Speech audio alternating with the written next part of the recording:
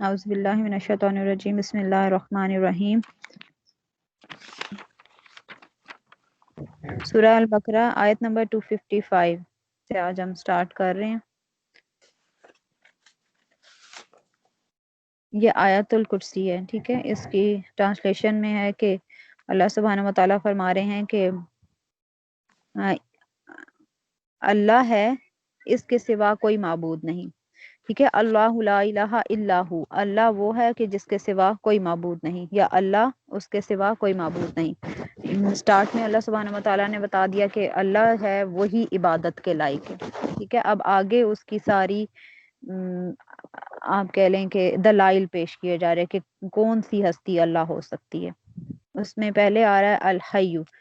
الحیو ایسے زندہ کو کہا جاتا ہے جس کو جو ہمیشہ سے زندہ ہو، جس پر موت نہیں آ سکتی، جو ہمیشہ سے زندہ ہو اور ہمیشہ ہی رہے گا۔ جیسے ہم نے پہلے پڑھا ہوا ہے کہ اللہ سبحانہ و تعالیٰ کی صفات جو ہیں ان کی 4 خصوصیات ہیں، ٹھیک ہے۔ کون کون سی تھیں، کوئی بتائے گا؟ اللہ تعالیٰ ازل سے تھے ازل سے ہیں، اور ہمیں قائم دائم ہے۔ اللہ تعالیٰ کو مطلب کسی نے پیدا نہیں کیا، وہ ان کی جتنی خصوصیات ہیں وہ اپنی ہیں، نہ اسے نیند آتی ہمیشہ ہے، سے ہیں۔ نہ وہ اسے بھوک لگتی ہے، نہیں یہ نہیں، میں اور اور پوچھ وہ رہی ہوں، میں نے بتایا تھا کہ اللہ سبحانہ و تعالیٰ کی جتنی صفات ہیں وہ ان کی ہمیشہ سے ہیں، ٹھیک ہے۔ ایک یہ صفت تھی، دوسرا تھا کہ ان کی جتنی صفات ہیں وہ ان کی اپنی ہیں، اپنی ذاتی ہیں، ان کو کسی نے عطا نہیں کی، اور ہمیشہ رہیں گی، ٹھیک ہے۔ یہ اللہ سبحانہ و تعالیٰ کی صفات کی خصوصیت ہے کہ ان کی اپنی ہیں، ان کو کسی نے عطا نہیں کی ہوئی، اور ہمیشہ سے ہیں اور ہمیشہ رہیں گی، ان کو زوال نہیں ہے، ان کی فنا نہیں ہے، فنا نہیں ہو سکتی وہ۔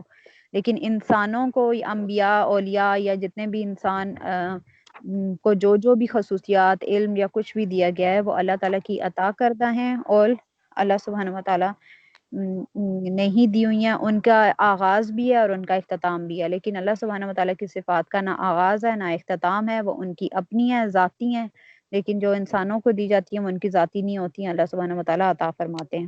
اور چوتھی کہ وہ ہم ایک ذاتی ہیں، ایک نہ آغاز ہے نہ اختتام ہے، اور ہم ہمیشہ سے ہیں۔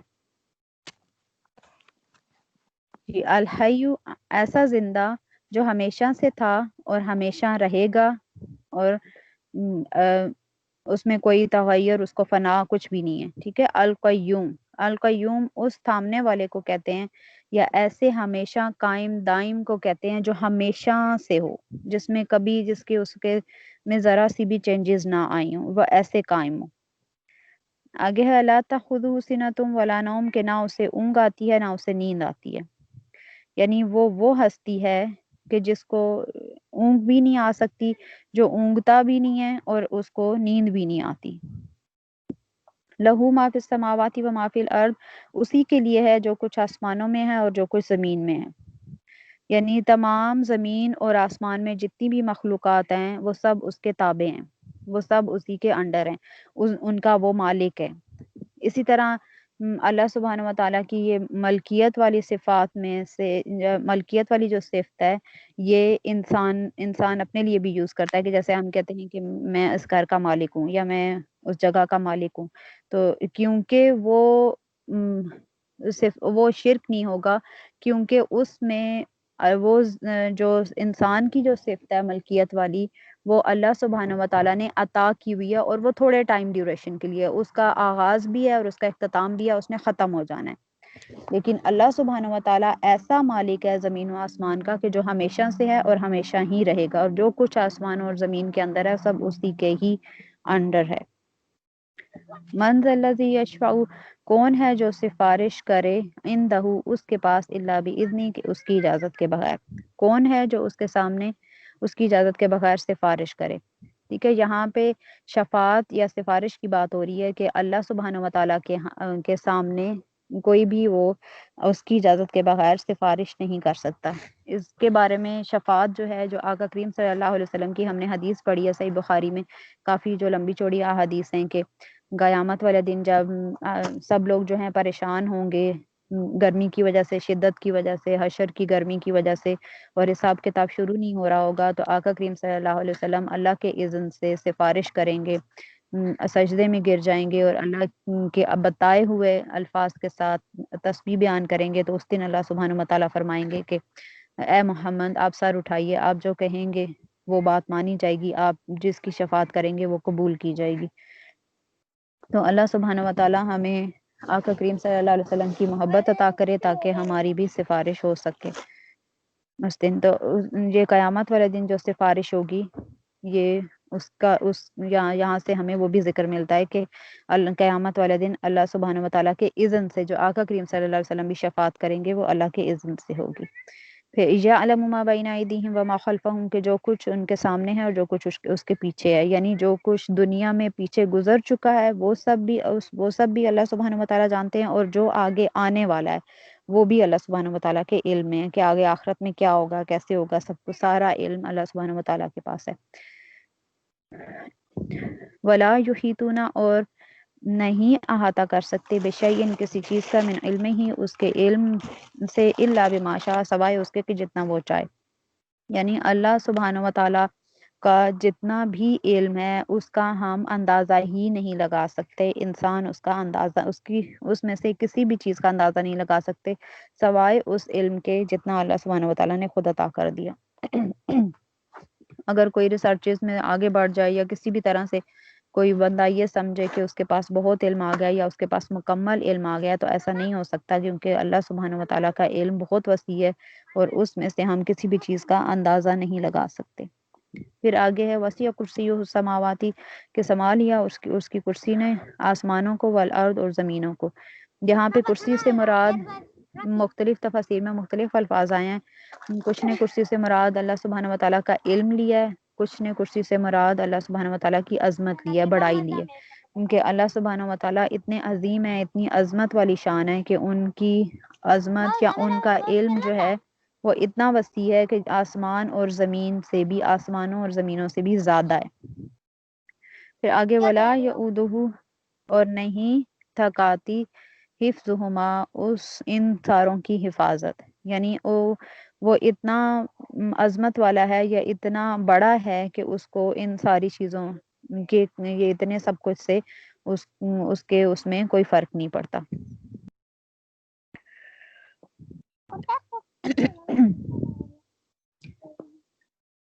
یعنی آسمانوں اور زمین میں سے کوئی چیز بھی جو ہے وہ اس میں تھکن میں یا اس میں تھکن کا باعث نہیں بن سکتی۔ واہو العلی العظیم، وہی ہے بلند مرتبہ اور عظمت والا۔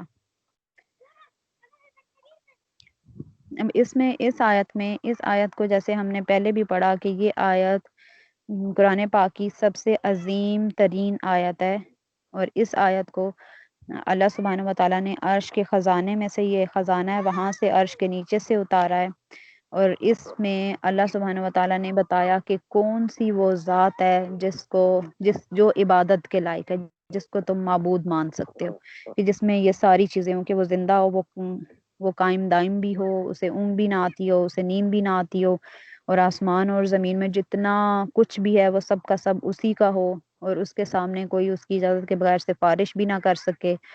وہ جب کچھ بھی نہیں تھا تب سے لے کر، اور جب سب کچھ ختم ہو جائے گا اس کے بعد حساب کتاب ہو جائے گا، سب کچھ وہ مطلب اس کا علم اتنا وسیع ہے کہ جو کچھ آگے اور پیچھے سب اس کو ہے۔ تو یہ اللہ سبحانہ و تعالیٰ نے اپنے ساری اس ہستی کے کہ جو عبادت کے لائق ہے، اللہ سبحانہ و تعالیٰ جیسے عبادت کے لائق ہے، تو انہوں نے اپنی ساری جتنی بھی صفات ہیں ان سب کو جمع فرمایا۔ اس کے بارے میں بہت ساری احادیث ہیں، جیسے آپ لوگ بھی بتا چکے ہیں، تو دو چار میں بتا دیتی ہوں کہ حضرت ابی بن کعب رضی اللہ عنہ سے روایت کیا کہ نبی کریم صلی اللہ علیہ وسلم نے ان سے پوچھا کہ اللہ کی کتاب میں عظیم ترین آیت کون سی ہے؟ تو حضرت ابی بن کعب نے کہا کہ آیت الکرسی۔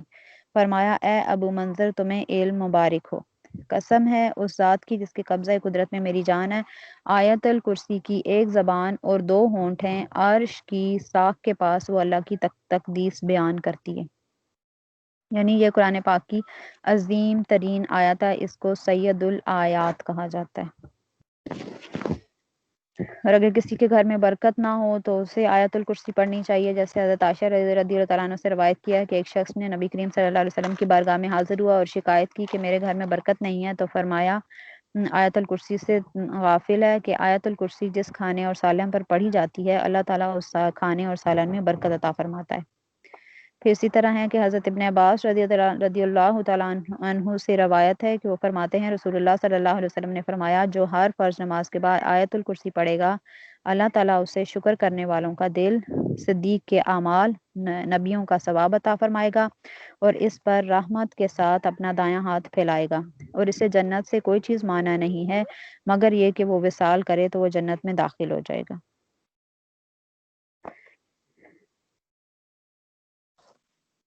پھر جیسے ہے کہ رسول اللہ صلی اللہ علیہ وسلم جب سورۃ البقرہ کی آخری آیات آیت الکرسی پڑھتے تو مسکراتے تھے اور فرماتے تھے کہ یہ دونوں آیات رحمان کے عرش کے نیچے کے خزانے سے ہیں۔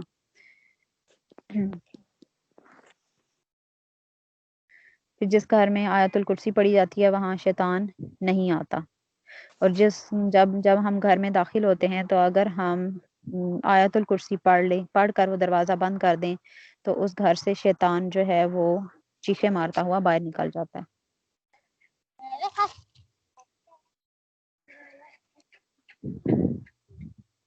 ایک انسان حضرت ابن مسعود سے روایت کیا ہے، وہ فرماتے ہیں کہ ایک انسان باہر نکلا تو اس سے ایک جن ملا اور اس نے کہا کہ کیا تو مجھ سے کشتی کرے گا؟ اگر تو مجھے پچھاڑ دے گا تو میں تجھے ایک ایسی آیت سکھاؤں گا کہ جب تو اسے اپنے گھر میں داخل ہونے کے وقت پڑھے گا تو شیطان اس گھر میں داخل نہ ہو سکے گا۔ بس کشتی میں انسان نے اسے پچھاڑ دیا یعنی ہرا دیا۔ جن نے کہا کہ وہ آیت الکرسی ہے، اس کو جو بھی گھر میں داخل ہونے کے وقت پڑھتا ہے اس کے گھر سے شیطان گدے کی طرح گوز مارتے ہوئے نکل جاتا ہے۔ اور یہ جو بندہ آیت الکرسی پڑھتا ہے وہ اسے تو نفع پہنچاتی ہے لیکن اس کی اولاد کو اور اس کے گھر کی بھی حفاظت ہوتی ہے، اس کی اولاد کی حفاظت ہوتی ہے، اور اس کے ارد گرد کے گھروں کی بھی اللہ سبحانہ و تعالیٰ حفاظت فرماتے ہیں۔ حضرت ابن مسعود رضی اللہ تعالیٰ عنہ سے روایت کیا ہے، وہ فرماتے ہیں کہ ایک شخص نے عرض کی یا رسول اللہ مجھے کوئی ایسی چیز بتائیں جس سے اللہ تعالیٰ مجھے نفع بخشے، تو فرمایا آیت الکرسی پڑھ، اللہ تعالیٰ تیری اولاد اور تیرے گھر کی حفاظت کرے گا حتیٰ کہ تیرے ارد گرد کے گھروں کی بھی حفاظت کرے گا۔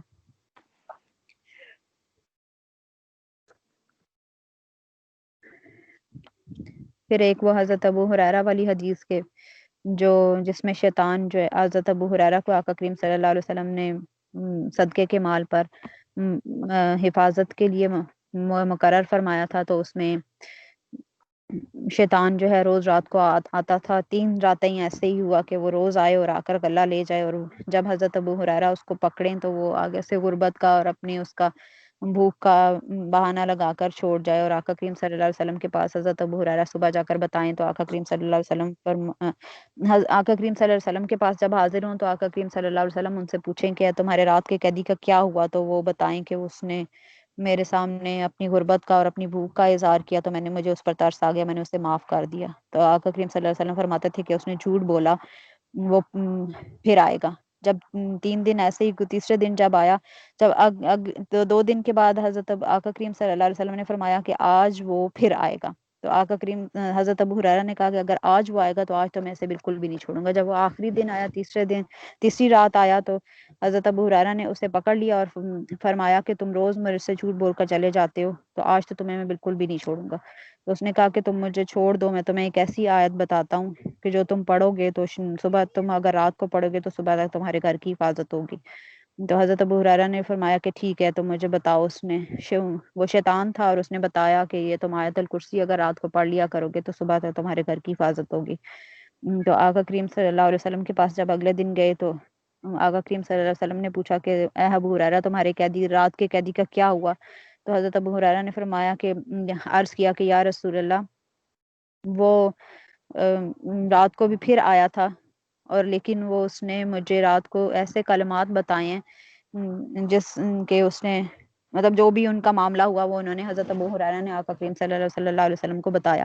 تو آقا کریم صلی اللہ علیہ وسلم نے فرمایا کہ وہ پہلے تو وہ ہے جھوٹا، لیکن یہ جو تمہیں بات بتا کر گیا یہ سچی ہے۔ تو اس لیے ہم بھی کوشش کریں گے کہ روز رات کو سوتے ہوئے ہم اس کو پڑھ کر سوئیں انشاءاللہ۔ جی آگے ہے لا اکراہ فی الدین، کے دین میں کوئی جبر نہیں ہے۔ دین میں کوئی زبردستی نہیں ہے. قد بین الرشد من الغی، جبکہ بے شک ہدایت گمراہی سے الگ ہو چکی یا بیان کر دی گئی یا جدا ہو گئی. فمن یکفر بالطاغوت ویؤمن باللہ، اور جو گمراہ کرنے والے کو نہ مانے یا شیطان کی بات نہ مانے، ویؤمن باللہ، اور اللہ پر ایمان لائے، فقد استمسک بالعروۃ الوثقی، تو پس اس نے تھام لیا حلقے کو مضبوطی سے. لن فسام لہا، تو اس کے لیے ٹوٹنا نہیں ہے. واللہ سمیع علیم، اور اللہ سننے والا اور جاننے والا ہے. یہاں سے یہ سٹارٹ ہو رہا ہے کہ دین میں کوئی جبر نہیں ہے. یہ حضرت اس آیت کا کچھ اس طرح سے شان نزول ہے کہ حضرت ابن عباس رضی اللہ عنہ بیان کرتے ہیں کہ انصار کے ایک قبیلہ بنو سالم بن اوف کے ایک شخص کے 2 بیٹے نصرانی تھے. وہ خود مسلمان ہو گیا تھا. انہوں نے نبی کریم صلی اللہ علیہ وسلم سے پوچھا کہ ان کے بیٹے اسلام قبول کرنے سے انکار کرتے ہیں، کیا وہ ان کو جبراً مسلمان کریں؟ تو یہ آیت کریمہ نازل. ابھی تھوڑا سا سلو بولیے گا، میں ساتھ ساتھ لکھ رہی تھی، تھوڑا سا آہستہ. ٹھیک ہے جی. حضرت ابن عباس رضی اللہ عنہ بیان کرتے ہیں کہ انصار کے ایک قبیلہ بنو سالم کے ایک شخص کے 2 بیٹے نصرانی تھے. وہ خود مسلمان ہو گیا تھا. انہوں نے نبی کریم صلی اللہ علیہ وسلم سے پوچھا کہ ان کے بیٹے اسلام قبول کرنے سے انکار کرتے ہیں، کیا وہ ان کو جبراً مسلمان کریں؟ تو یہ آیت نازل ہوئی کہ دین میں جبر نہیں ہے. ٹھیک ہے، کسی کو ہم زبردستی مسلمان نہیں کر سکتے. دین کی دعوت دیں، آگے اس کی مرضی. آپ اس کو آیت الکرسی بتائیں. اللہ سبحانہ و تعالیٰ نے اتنی زیادہ عظمت والی اور شان والی آیات قرآن پاک میں اتاری ہوئی ہیں، اور یہ جو ابھی ہم نے آیت الکرسی پڑھی، یہ کسی کو بتائیں تو اگر تو اس کا دل اچھا ہوا تو وہ اسلام، اگر وہ خود ہی سے اسلام قبول کرتا ہے تو ٹھیک ہے، لیکن اگر وہ نہیں کر رہا تو اس کو اس کے حال پر چھوڑ دیں. زبردستی سے کسی کو مسلمان نہیں کیا جا سکتا. لیکن اہل کتاب کے بارے میں ہے کہ ان کو آپ مجبور نہیں کر سکتے. اس ٹائم مسلمانوں کا یہ طریقہ تھا کہ اہل کتاب پر اسلام پیش کیا جاتا تھا. اگر وہ اسلام قبول کر لیں تو ٹھیک ہے، اگر اسلام قبول نہیں کرتے تو پھر ان سے ٹیکس لیا جاتا تھا اور انہیں کہا جاتا تھا کہ آپ مسلمانوں کے انڈر رہیں گے. مطلب وہاں اس علاقے میں مسلمانوں کی حکومت ہوگی اور آپ سیکنڈ سٹیزن بن کے رہیں گے. لیکن مشرکین کے بارے میں اللہ سبحانہ و تعالیٰ نے حکم دیا تھا کہ ان کو اسلام پیش کرو. اگر یہ اسلام قبول نہ کریں تو پھر ان کے ساتھ تم جنگ کر سکتے ہو. ٹھیک ہے، وہ اس لیے تھا کیونکہ وہ اسی اگر علاقے میں، مسلمانوں کے علاقے میں اگر مشرکین جو ہیں وہ جیسے منافقین تھے، اور اسی طرح جو مشرکین تھے وہ اگر اللہ کی نافرمانی کرتے رہتے تو اس سے ظاہر فتنہ اور فساد پیدا ہونا تھا. لیکن ابھی ایسے ہم کسی کو نہیں کہہ سکتے کہ کسی کو اسلام پیش کریں، اسلام کی دعوت دیں اور وہ نہیں مان رہا اور آپ اس سے لڑائی جھگڑا شروع کر دیں. ایسے نہیں ہو سکتا. بس ہمارا کام ہے پہنچا دینا، آگے وہ جانے اور اللہ جانے. یعنی ہدایت جو ہے وہ گمراہی سے الگ ہو چکی ہے. یعنی اللہ سبحانہ و تعالیٰ نے سارے احکامات اتار دیے ہوئے ہیں، سب کچھ بتا دیا ہے. تو اب جو بتانے کے بعد جو شیطان کی بات نہیں مانے گا اور اسلام قبول کر لے گا تو اس نے ایک مضبوط حلقے کو تھام لیا. اس نے یعنی اس میں قرآن پاک آ جاتا ہے، احادیث آ جاتی ہیں. اس ٹائم ظاہر آقا کریم صلی اللہ علیہ وسلم کی ذات مبارک موجود تھی، تو وہ آقا کریم صلی اللہ علیہ وسلم کی ذات مبارک قربۃ الوثقی تھا. اب آقا کریم صلی اللہ علیہ وسلم جیسے اس دنیا سے پردہ فرما گئے ہیں، تو ان کی جگہ پہ اب پیچھے جو اولیاء کرام ہیں یا ان کی جو امت میں جو جیسے ہم نے پڑھا تھا کہ اللہ سبحانہ و تعالیٰ جو ہے وہ ہر 100 سال کے بعد ایک اسلام کا مجدد بھیجتا ہے کہ وہ جو اسلام میں تجدید کرتا ہے.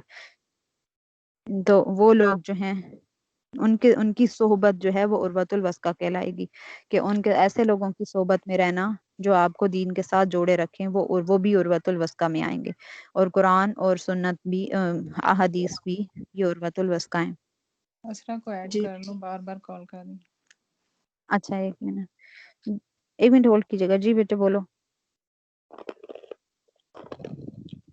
میں آپ کو بتایا کہ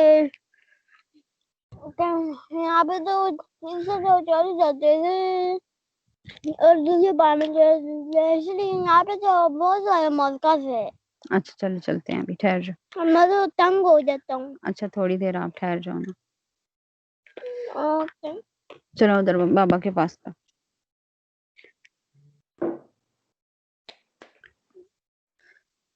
جی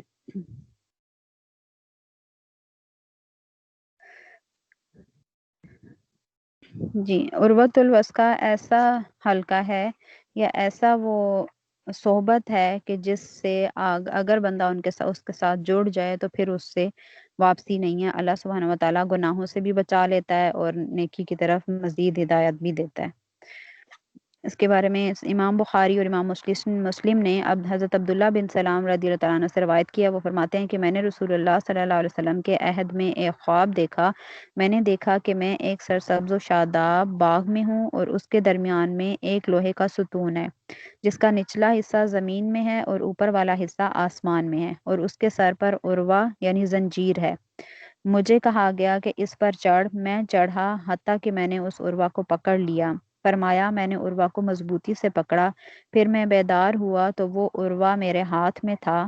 میں نے یہ خواب رسول اللہ صلی اللہ علیہ وسلم کے سامنے بیان کیا تو آپ صلی اللہ علیہ وسلم نے فرمایا کہ باغ سے مراد اسلام کا باغ ہے اور ستون سے مراد اسلام ہے اور عروہ سے مراد العروۃ الوثقی ہے. تو مرتے دم تک اسلام پر رہے گا. پھر امام ابن عساکر نے حضرت ابو دردہ رضی اللہ تعالیٰ عنہ سے روایت کیا ہے. وہ فرماتے ہیں کہ رسول اللہ صلی اللہ علیہ وآلہ وسلم نے فرمایا ان کی اقتدا کرو جو میرے بعد آنے والے ہیں یعنی ابو بکر اور عمر کی اقتدا کرو. وہ دونوں اللہ کی لمبی رسی ہیں. جنہوں نے ان دونوں کو پکڑ لیا انہوں نے عروۃ الوثقی کو پکڑ لیا جس کے لیے ٹوٹنا نہیں ہے. اس سے ہمیں پتہ چلا کہ عروۃ الوثقی نیک لوگوں کی صحبت ہے اور قرآن اور حدیث ہے. ٹھیک ہے، وہ لوگ جو آپ کو اللہ کی احکامات کی طرف بلائیں یا جن کی صحبت میں رہ کر آپ اللہ کے احکامات کو فالو کر سکیں، جو آپ کے دل میں اللہ کی محبت پیدا ہو جائے، وہ عروۃ الوثقی ہے. جیسے اولیاء کرام ہو گئے یا جی آگے ہے اللہ ولی الذین آمنوا یخرجہم من الظلمات الی النور. جو لوگ ایمان لائے اللہ ان کا مددگار ہے، وہ انہیں نکالتا ہے اندھیروں سے روشنی کی طرف. یعنی جو لوگ یہاں پہ ظلمات سے مراد جو ہے وہ گناہوں کے اندھیرے ہیں. ظلمات یعنی اندھیرے، یعنی گناہوں کے اندھیرے، اور نور کا سے مراد ہدایت ہے. یعنی جو انسان جو ہے وہ اسلام قبول کرتا ہے یا جو عروۃ الوثقی میں آتا ہے، جو دائرہ اسلام میں داخل ہوتا ہے، اس کو اللہ سبحانہ وتعالیٰ اس سے گناہوں کے اندھیرے دور کر دیتے ہیں اور اس کو روشنی کی طرف، اس کے ایمان، روشنی مطلب ایمان ہے، اس کے ایمان کی مضبوطی کی طرف آ جاتا ہے وہ. اور آگے ہے کہ جو والذین کفروا اولیاءہم الطاغوت یخرجونہم من النور الی الظلمات. اور جو لوگ جو ہیں وہ طاغوت کی یعنی شیطان کی باتیں مانتے ہیں، یا ان ایسے جو لوگ کافر ہوئے ان کے ساتھی گمراہ کرنے والے ہیں. یعنی جنہوں نے انکار کر دیا کلمہ پڑھنے سے یا اسلام لانے سے، یا جو اللہ کی نافرمانی کی، تو ان کے ساتھی جو ہیں یا ان کے مددگار جو ہیں وہ گمراہ کرنے والے لوگ ہیں، یعنی شیطان ہیں. تو وہ انہیں نکالتے ہیں نور سے اندھیروں کی طرف. یعنی اللہ سبحانہ و تعالیٰ کا نور تو قرآن پاک کی شکل میں اور سنت رسول کی شکل میں موجود ہے، لیکن اگر کوئی اس کو فالو نہیں کرتا، اس سے نہیں وہ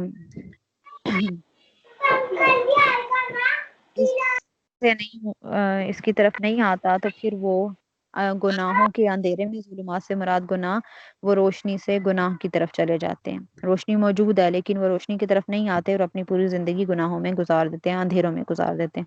اولئک اصحاب النار هم فیہا خالدون. یہی وہ لوگ، یہی دوست کی ہیں اور وہ اس میں ہمیشہ رہیں گے. آگے ہے کیا آپ نے اس شخص کی طرف نہیں دیکھا جس نے ابراہیم علیہ السلام عربک پڑھنا بھول گئی ہوں. الم تر الی الذی حاج ابراہیم فی ربہ ان اتاہ اللہ الملک. کیا آپ نے اس شخص کی طرف نہیں دیکھا جس نے ابراہیم علیہ السلام سے ان کے رب کے بارے میں جھگڑا کیا جبکہ اللہ نے اسے بادشاہت دی تھی. اذ قال ابراہیم ربی الذی یحیی و یمیت. اس نے جب کہا ابراہیم نے کہ میرا رب وہ ہے جو زندہ کرتا ہے اور مارتا ہے. قال انا احیی و یمیت. اس نے کہا کہ میں بھی زندہ کرتا ہوں اور مارتا ہوں. قال ابراہیم. تو ابراہیم نے کہا فإن اللہ. بے شک اللہ وہ ہے یأتی جو لاتا ہے بالشمس من المشرق فأتی بها من المغرب. جو سورج کو مشرق کی طرف سے نکالتا ہے پس تو اسے لیہا مغرب کی طرف سے. فبہت الذی کفر، تو وہ کافر جو ہے وہ حیران ہو گیا، یا اس کا منہ کھل گیا، یا وہ لاجواب ہو گیا. واللہ لا یہدی القوم الظالمین، تو اللہ ظالموں کو ہدایت نہیں دیتا. یہاں سے اب حضرت ابراہیم علیہ السلام کا ایک واقعہ کا ذکر ہو رہا ہے. حضرت ابراہیم علیہ السلام کا ہم پہلے کافی پڑھ چکے ہیں ڈیٹیل میں، اور یہ واقعہ بھی شاید ہم نے پڑھا تھا. تو اس کے بارے میں ہے کہ حضرت ابراہیم علیہ السلام، اس کے بارے میں 2 روایات ملتی ہیں. ایک تو جو ہم نے پڑھی تھی کہ حضرت ابراہیم علیہ السلام نے جس ایریا میں رہتے تھے وہ لوگ زیادہ بت پرست تھے، مشرک لوگ تھے، اور ایک دن انہوں نے بتوں کی نمائش لگائی. تو بتوں کی نمائش میں انہوں نے حضرت ابراہیم، وہ سب بتوں کی نمائش میں چلے گئے، اور حضرت ابراہیم علیہ السلام نے ان کے جا کر سارے بت جو ہیں وہ کلہاڑے سے توڑ دیے، اور کلہاڑے کو بڑے بت پر رکھ دیا. اور جب لوگ نمائش سے واپس آئے تو لوگوں نے پوچھا کہ یہ کس نے کیا، تو حضرت ابراہیم علیہ السلام نے فرمایا کہ بڑے بت سے پوچھ لو، اسی نے توڑے ہوں گے. لیکن سب کو معلوم تھا کہ بت کیسے بتا سکتے ہیں، تو انہیں پتہ چل گیا کہ یہ ابراہیم علیہ السلام نے ہی کیا ہے. یہ خبر نمرود کو پہنچی تو اس نے کہا کہ میں تم سب کا خدا ہوں، اور ساتھ ہی ابراہیم علیہ السلام کو بھی دربار میں بلایا. تو اس ٹائم یہ مکالمہ ہوا. ٹھیک ہے. لیکن اس کی ایک اور روایت یہ ملتی ہے کہ یہ جو اس میں جس بادشاہ کا ذکر ہو رہا ہے وہ نمرود بن کنعان تھا. ٹھیک ہے. اس کا نام تھا نمرود بن کنعان. یہ زمین پہ سب سے پہلا جابر بادشاہ تھا. اس کو اللہ سبحانہ و تعالیٰ نے بہت بڑی بادشاہت عطا کی تھی. تو یہ لوگ اس کا طریقہ یہ تھا کہ یہ دوسری روایت جو ہے اس کے مطابق لوگ اس سے یہ سارا کھانا جو ہے وہ اپنے پاس رکھتا تھا، اور لوگ اس سے کھانا وصول کرنے آتے تھے.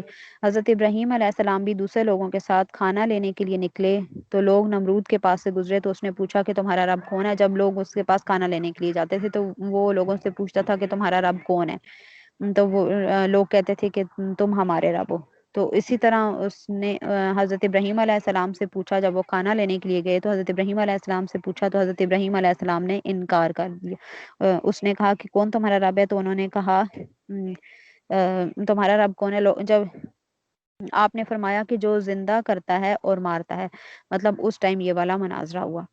تو پھر حضرت ابراہیم علیہ السلام نے کہا کہ اللہ تعالیٰ مشرق سے سورج کو طلوع کرتا ہے اور اس سے مغرب سے مغرب سے طلوع کر. تو بس کافر جو ہے وہ حیران ہو گیا. نمرود جو ہے، نمرود نے حضرت ابراہیم علیہ السلام کو کھانا نہیں دیا، کھانا دینے سے انکار کر دیا، اور وہ بغیر کھانا لیے گھر لوٹ کے. جب حضرت ابراہیم علیہ السلام گھر والوں کی طرف آ رہے تھے تو آپ ایک ریت کے ٹیلے سے گزرے. آپ نے دل میں سوچا کہ اس میں کچھ مٹی لے لیتا ہوں تاکہ گھر والوں کے پاس جاؤں تو ان کا دل خوش ہو جائے کہ حضرت ابراہیم کھانا لے آئے ہیں. آپ نے ایسے ہی کیا کہ ریت بھر لی، اپنی جو بھی ان کے پاس سامان تھا اس کے اندر انہوں نے ریت بھر لی اور گھر والوں کے پاس تشریف لے گئے. آپ نے سامان رکھا اور سو گئے، اور آپ کی بیوی نے سامان کھولا تو اس میں بہت عمدہ کھانا تھا. ایسا کھانا کبھی کسی نے نہیں دیکھا تھا. اس نے اس کھانے سے کچھ تیار کر کے حضرت ابراہیم علیہ السلام کو پیش کیا. حضرت ابراہیم علیہ السلام کو علم تھا کہ گھر والوں کے پاس کھانا نہیں ہے. آپ نے پوچھا یہ کھانا کہاں سے آیا ہے؟ تو بیوی نے کہا کہ یہ وہی کھانا ہے جو آپ لائے ہیں. آپ سمجھ گئے کہ اللہ تعالیٰ نے عطا فرمایا. آپ نے اللہ کی حمد ادا فرمائی.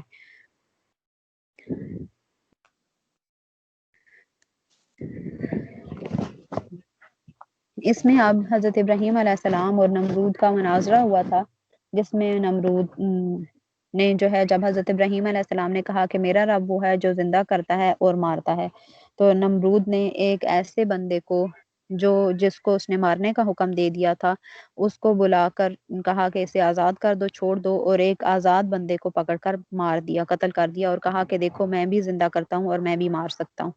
تو اس سے حضرت ابراہیم علیہ السلام کو ہوا کہ اس کو اس طرح سے سمجھ نہیں آئے گی. انہوں نے دوسری دلیل پیش کی کہ میرا رب وہ ہے جو سورج کو مشرق سے نکالتا ہے. اگر تو خود کو رب کہہ رہا ہے، جیسے تو سب لوگوں سے کہلواتا ہے کہ میں تمہارا رب ہوں، اگر تو واقعی رب ہے تو پھر سورج کو مغرب کی طرف سے نکال کر لیا. اس سے اس کو غصہ آیا اور وہ حیران پریشان ہوگا، کیونکہ اس کے پاس کوئی دلیل نہیں رہی. اور اس کے بعد پھر کہتے ہیں کہ اس نے حضرت ابراہیم علیہ السلام کو آگ میں پھینکنے کا حکم دے دیا.